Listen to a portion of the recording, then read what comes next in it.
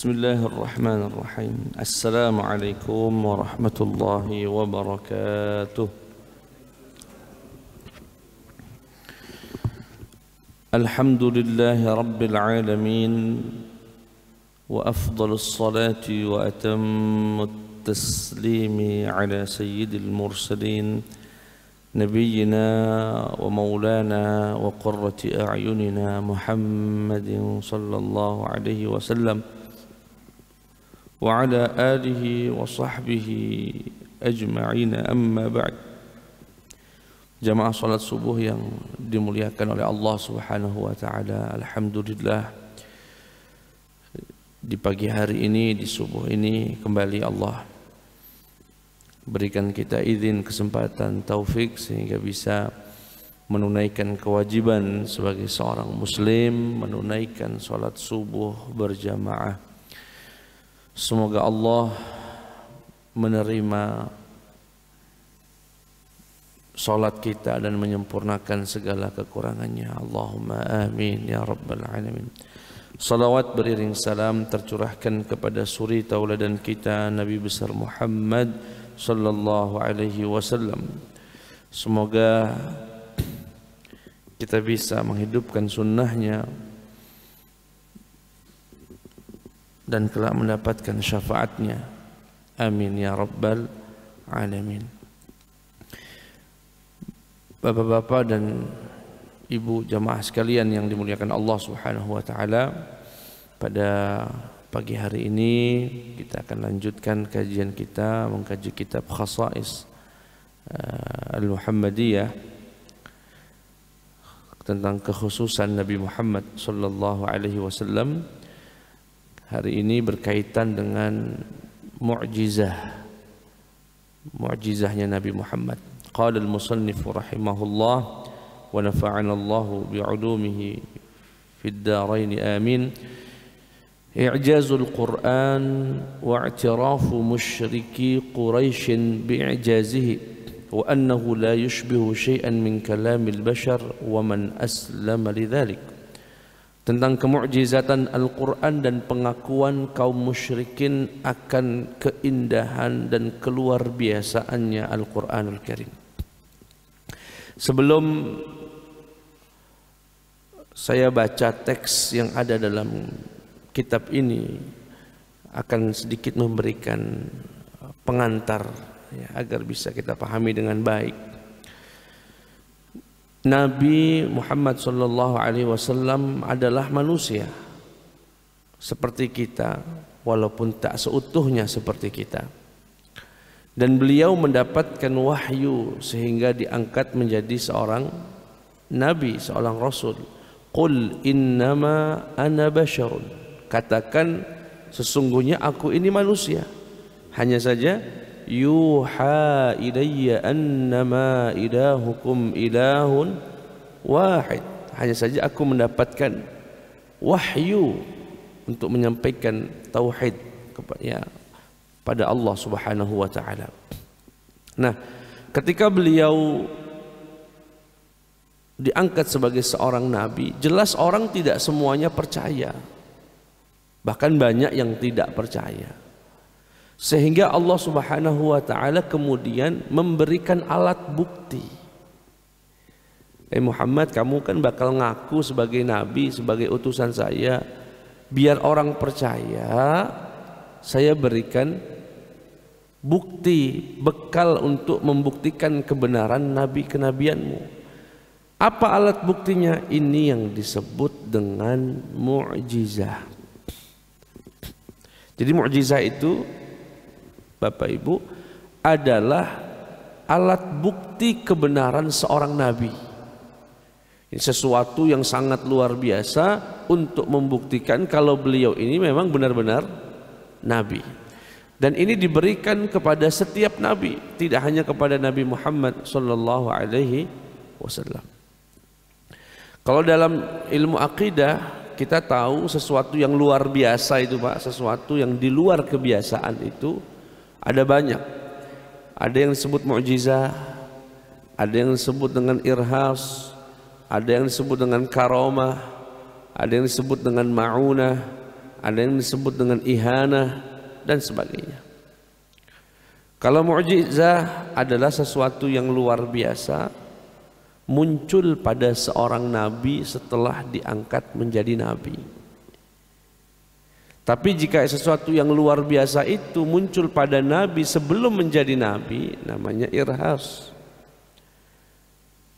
Kalau muncul kepada orang soleh dan bukan seorang nabi yang disebut dengan wali-wali Allah, maka disebut dengan karamah. Kalau muncul dari kita, ya orang-orang biasa seperti kita ini, Pak, maka itu disebut dengan ma'unah. Dan jika muncul dari seorang nabi palsu, namanya ihanah. Nabi palsu, dia misalkan, saya ubah ini air minum jadi ular misalnya, begitu dilempar jadinya kucing, Pak. Itu namanya ihanah. Hebat juga sih, luar biasa. Air, aqua atau apa ini, kemasan bisa jadi kucing. Cuma berbeda dari permintaan dia, dari instruksinya. Instruksinya suruh membuat jadi ular malah jadi kucing. Nah itu namanya ihanah, muncul dari tangan seorang nabi palsu. Baik, sekarang kita akan sedikit mempelajari tentang mukjizah. Sekali lagi, mukjizah adalah sesuatu yang luar biasa muncul dari seorang nabi untuk membuktikan kebenaran kenabiannya. Dan Nabi Muhammad sallallahu alaihi wasallam, nah ini di sini Pak, kekhususannya nabi itu Pak. Nabi-nabi terdahulu itu hanya diberikan mukjizah hissiyah. Ya, ini mukjizat yang bersifat indrawi. Ular, tongkat dilempar jadi ular. Indrawi enggak itu Pak? Indrawi artinya mukjizat itu dapat dilihat oleh mata. Oh iya ya, begitu ya. Oh iya ya, tongkat bisa jadi ular. Tongkat dipentungkan ke laut, dipukulkan ke laut, terbelah. Dilihat itu oleh orang Bani Israel. Luar biasa ini. Nabi Isa menghidupkan orang yang mati. Orang mati kemudian dipegang oleh Nabi Isa, seketika hidup lagi. Dilihat oleh orang, luar biasa. Nah, mukjizat semacam ini disebut mukjizat indrawi, Pak. Yaitu mukjizat yang terlihat oleh indera kita, yaitu mata. Dan Nabi Muhammad sallallahu alaihi wasallam selain mendapatkan mukjizat yang bersifat indrawi tadi, atau bahasa Arabnya hissiyah, juga diberikan Allah mukjizat aqliyah, mukjizat yang tidak bersifat indrawi tapi bersifat rasio, akal. Nabi juga punya hissiyah Pak ya, bisa mengeluarkan air dari jari jemarinya, bisa membelah bulan, itu semua indrawi. Bisa memperbanyak makanan dibagikan gak habis-habis. Bisa berkomunikasi dengan makhluk-makhluk yang dianggap tidak bernyawa, gunung dan sebagainya. Bisa memerintahkan pohon agar bergerak menutupi beliau saat buang hajat. Banyak sekali. Itu mukjizat-mukjizat yang bersifat indrawi, Pak, hissiyah. Tapi Nabi Muhammad juga diberikan Allah mukjizat yang berupa akliyah, yaitu berupa akal. Apa itu? Dialah yang disebut dengan Al-Quranul Karim. Al-Quranul Karim. Dia tidak menunjukkan, Al-Quran kalau dilihat biasa-biasa saja, berupa kertas tulisan Arab, tidak menunjukkan kemukjizatannya secara indrawi.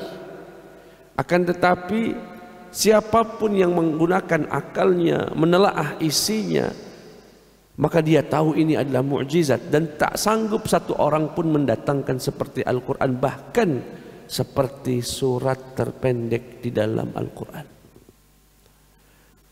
Nah sekarang kita ingin bertanya, Kenapa Ustadz Nabi Muhammad mendapatkan kekhususan itu, yaitu mendapatkan mukjizah yang tidak sekedar hissiyah melainkan juga aqliyah, sedangkan nabi-nabi terdahulu hanya bersifat hissiyah saja, indrawi. Begini ceritanya Pak, nabi-nabi terdahulu siapapun itu sifatnya sangat terbatas. Terbatas waktunya, terbatas kaumnya, terbatas tempatnya. Nabi Musa misalnya, beliau ini nabi untuk siapa Pak?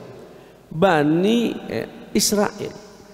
Nabi khusus Bani Israel, dan beliau bukan nabi untuk orang Arab, bukan nabi untuk orang Cina, bukan nabi untuk orang Persia, bukan nabi untuk orang Indonesia. Saat beliau diutus, risalah beliau hanya berlaku untuk Bani Israel saja. Jadi sifatnya sangat terbatas sekali. Kemudian waktunya pun terbatas. Maksudnya gimana Ustaz? Begitu Nabi itu meninggal dunia, Nabi Musa meninggal misalkan, ya sudah, risalahnya tidak berlaku lagi buat orang yang hidup setelah beliau. Selesai sudah.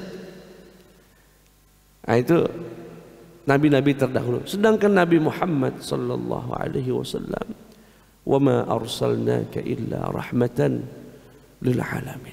Risalah beliau berlaku untuk orang yang hidup di zamannya dan orang yang hidup setelahnya. Bahkan sampai hari ini risalah Nabi masih dipakai. Buktinya kita beriman, kita sholat dengan tata cara Nabi, kita haji dengan tata cara Nabi, dan itu berlaku sampai hari kiamat. Karena beliau memang khatamul anbiya wal mursalin, penutup para nabi. Umatnya pun tidak terbatas, tidak hanya kaum Arab saja, Arab ya Cina ya Indonesia dan sebagainya. Nabi untuk alam semesta.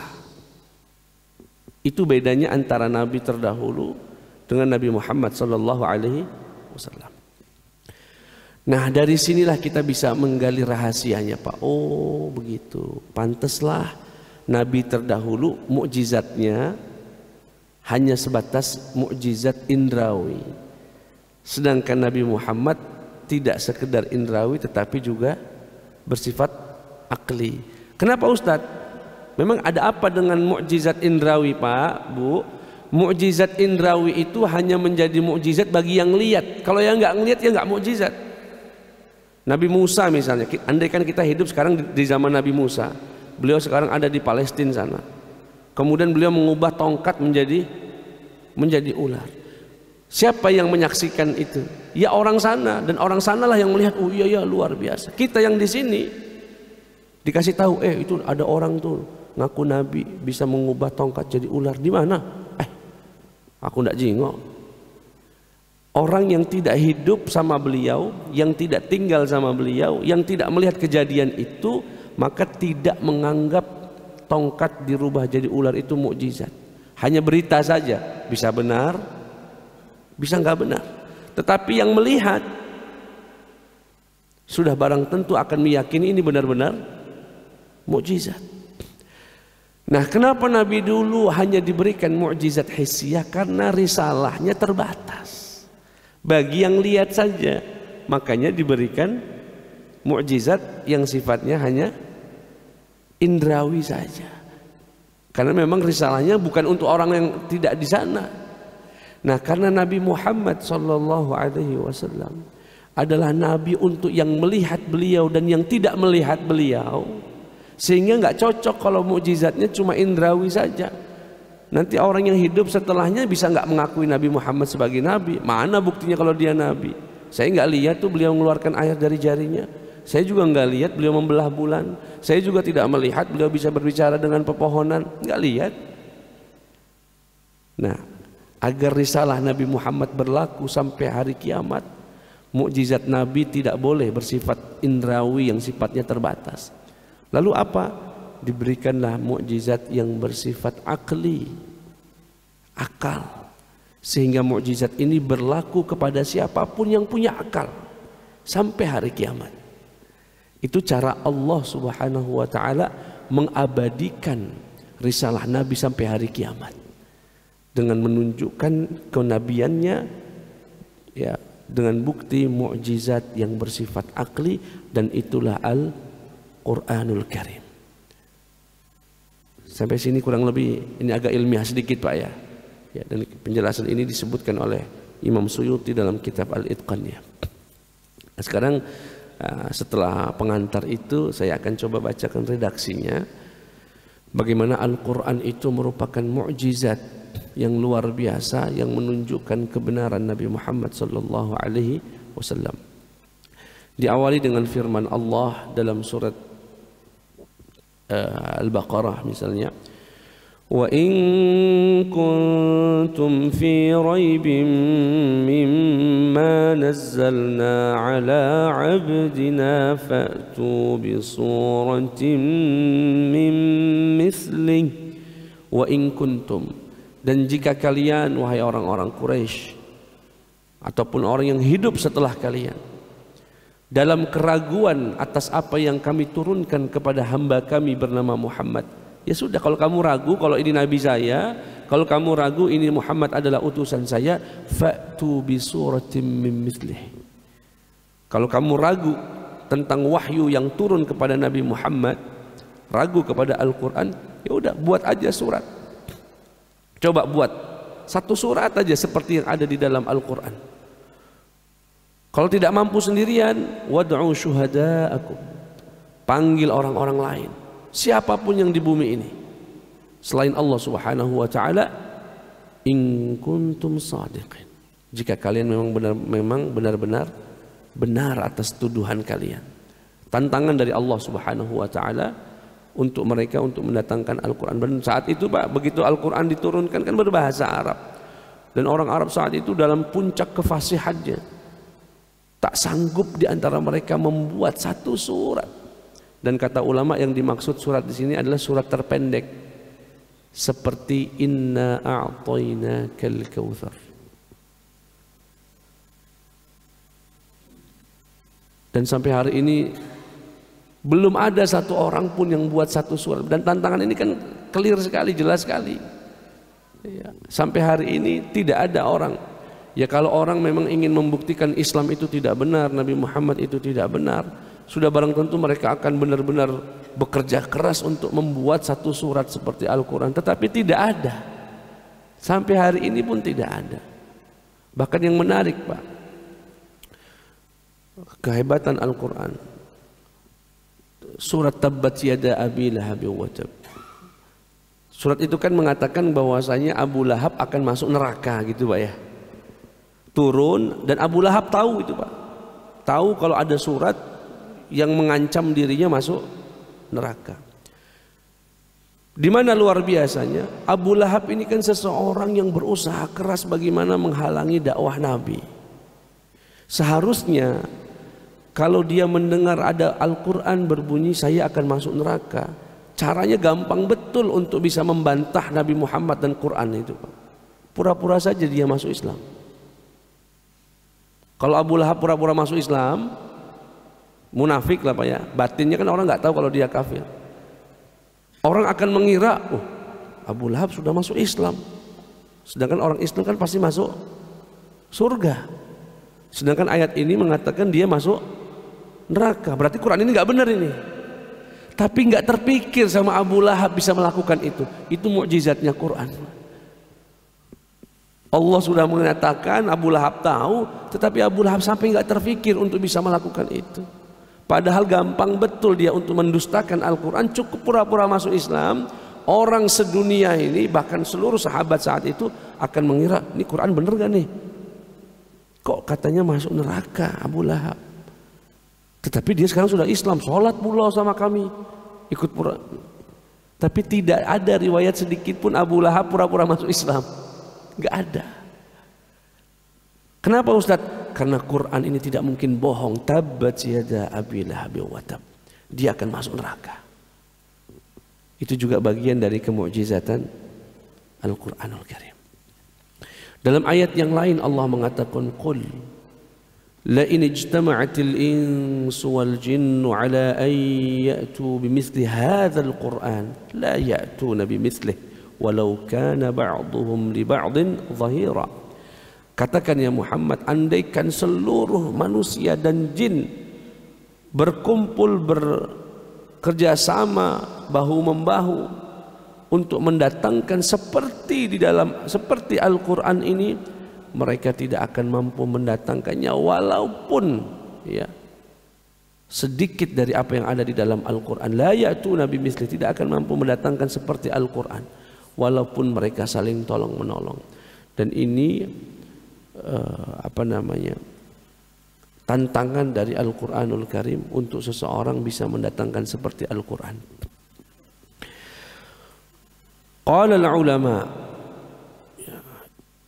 ma'nahu anna mu'jizatal anbiya inqaradat binqiradi a'sarihim falam yushahidha illa man hadaraha, dan seterusnya.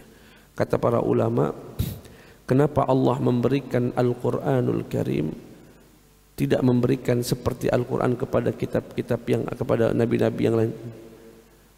Karena nabi ini, Nabi Muhammad, risalahnya berlaku sampai hari kiamat, sehingga mu'jizahnya, bukti kenabiannya harus yang bersifat dinamis, harus yang bersifat berlaku terus sepanjang sampai hari ini pun. Quran masih menunjukkan kemu'jizatannya sampai hari ini. Saya ambil contoh, misalkan Al-Quran berkata di dalam surat Ar-Rahman misalnya, marajal bahrain yaltaqiyan bainahuma barzakhun la yabghiyan. Kata Allah Subhanahu wa ta'ala, ada dua lautan di bumi ini yang saling bertemu tapi tak bisa bersatu. Di antara keduanya ada barzakh, barzakhun la yabghiyan, ada pemisah.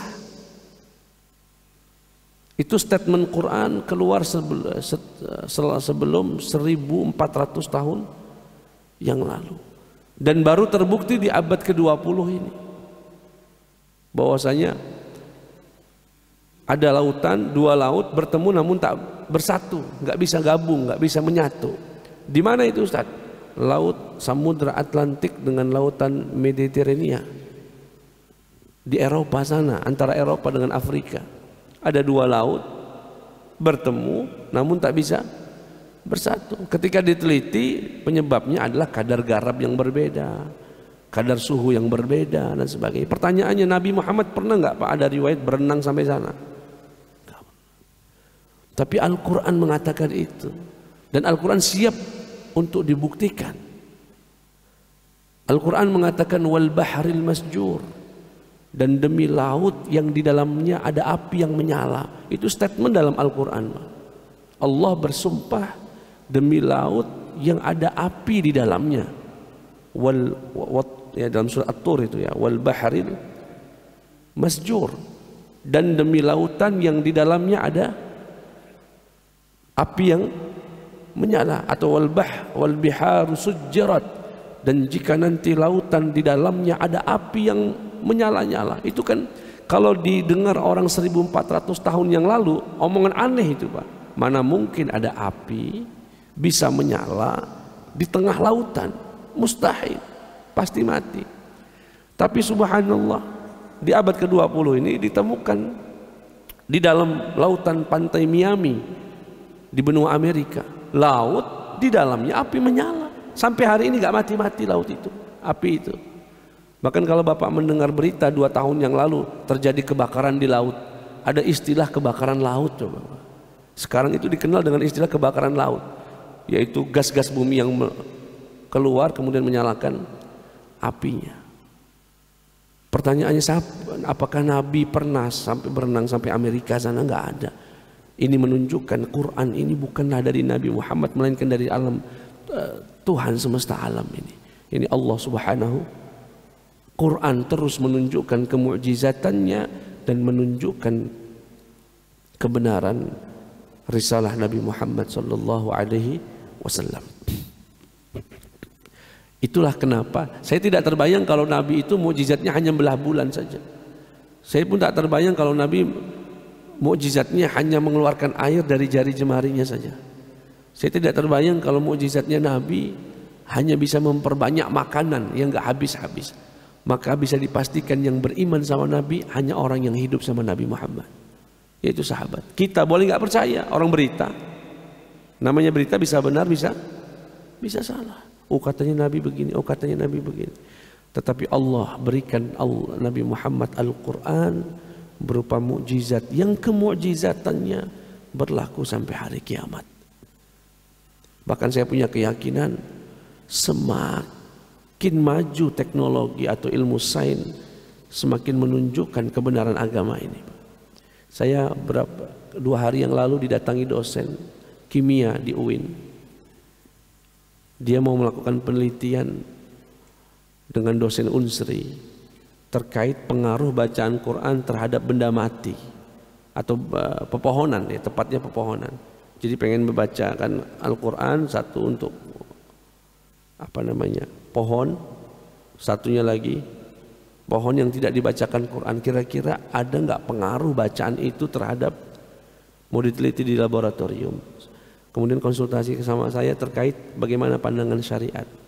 Saya sedikit cerita kalau dulu di Syria, Pak, itu pernah ada penelitian terkait sembelihan hewan yang dibacakan bismillah dengan hewan yang tidak dibacakan bismillah. Penyembelihnya sama, cara nyembelihnya sama, sampel dagingnya sama. Yang diambil saat itu adalah ayam, kambing dan sapi. Disembelih, yang satu bismillahirrahmanirrahim, Allahu Akbar. Yang satu tidak ada, langsung sembelih saja begitu. Setelah itu diambil sampel dagingnya dari ketiga hewan itu, dimasukkan ke ruangan hampa udara. Ditunggu beberapa hari, ketika dilihat daging yang dibacakan bismillah tidak membusuk, sedangkan yang tidak dibacakan bismillah membusuk. Kemudian dilihat ya dengan kaca pembesar itu, bakteri-bakteri yang ada di daging yang tidak dibacakan bismillah menumpuk dalam daging itu, sedangkan yang dibacakan bismillah berkurang drastis. Ada hasil penelitian itu, masih ada, tapi hanya 1 dan 2.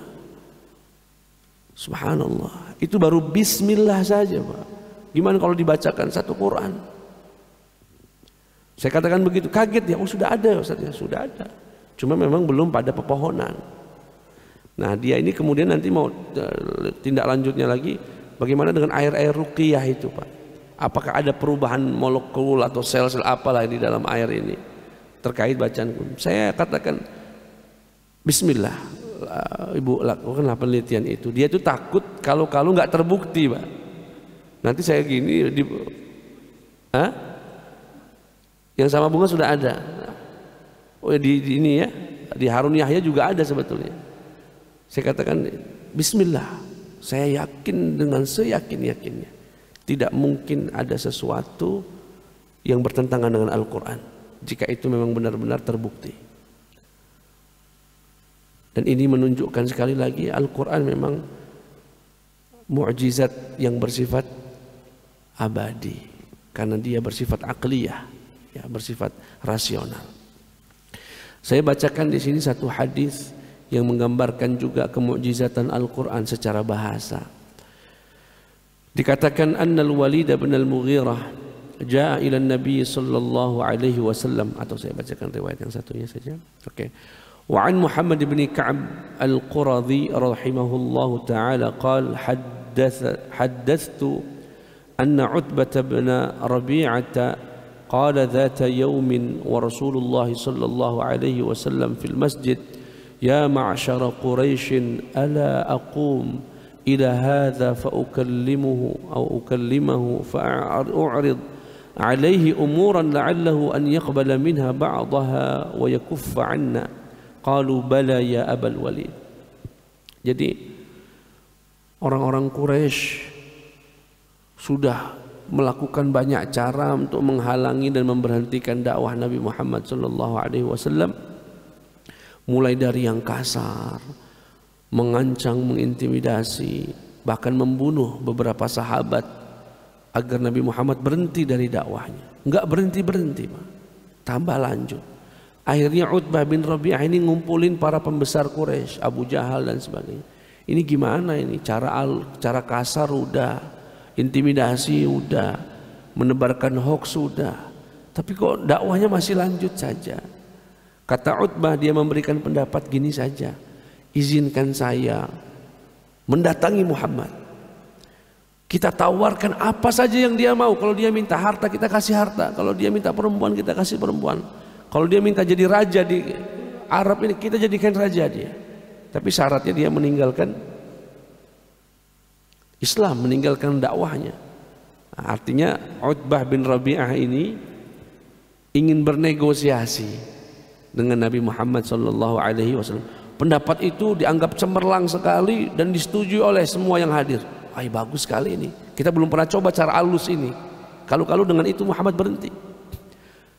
Lalu siapa yang berangkat ke sana? Ya kamulah yang punya pendapat. Ya sudah, siap. Saya akan datang ke Muhammad. Siapa ini? Utbah ibnu Rabi'ah. Siapa Utbah ini, Pak? Bapaknya Hindun yang makan jantungnya Hamzah, mertuanya Abu Sufyan, pembesarnya Quraisy. Datang dia ke Nabi Muhammad sallallahu alaihi wasallam. Faqama Utbah hatta jalasa ila Rasulillah. Datanglah dia ke sana menjumpai Nabi Muhammad sallallahu alaihi wasallam. Kemudian berkata, Muhammad, kami datang dengan niat baik. Dan ini kesepakatan kami para pemuka Quraisy. Kalau kamu minta harta, kami akan kumpulkan semua harta kami untuk kamu. Gimana Muhammad? Kata Nabi Muhammad, lanjut saja dulu, lanjut dulu, selesaikan omonganmu. Atau kamu minta perempuan, kami carikan yang paling cantik.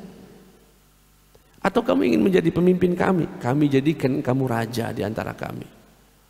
Tapi satu syaratnya, hentikan dakwahmu. Jangan lanjut lagi kamu menyampaikan dakwah itu. Didengarkan oleh Nabi Muhammad SAW. Kemudian kata Rasulullah, afaragta ya Abul Walid? Sudah selesai. Nah, ini kita belajar dari Nabi Muhammad apa ini, Pak? Ada, Pak. Debat sama orang yang gak jelas pun. Bahkan ini bukan apa namanya ini, pemukanya orang kafir ini. Makanya saya kalau ngeliat lagi debat kristologi gitu ya, debat antara Pak mantan pendeta dengan pendeta, saya senang dengan pendeta itu yang tenang, dengerin, jangan yang mutus-mutus, justru terlihat emosionalnya, terlihat nafsunya daripada ilmunya gitu. Walaupun dia orang muslim, lebih senang ya kan. Banyak tuh, ada Pak Nababan, ada siapa-siapa itu, Pak ya. Kalau kayak Ahmad Dedat misalnya, didengarkannya orang itu ngomong sampai selesai, sudah, baru dia ngomong, dibantainya.